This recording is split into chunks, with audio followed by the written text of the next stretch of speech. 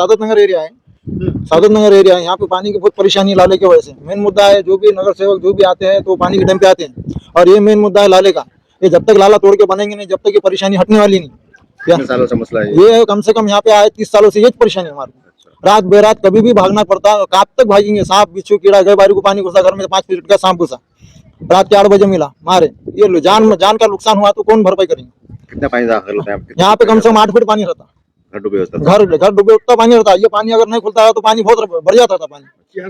हर साल को मसला है। ये मेन मुद्दा लाले का है। लाला टूट के बनना, 10 फीट हाइट होना उसकी, तो जब मसले हल होंगे।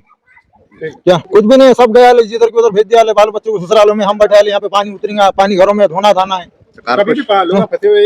अभी बचा ले लोग छत पे जाके बैठे मदद को कोई भी नहीं आया।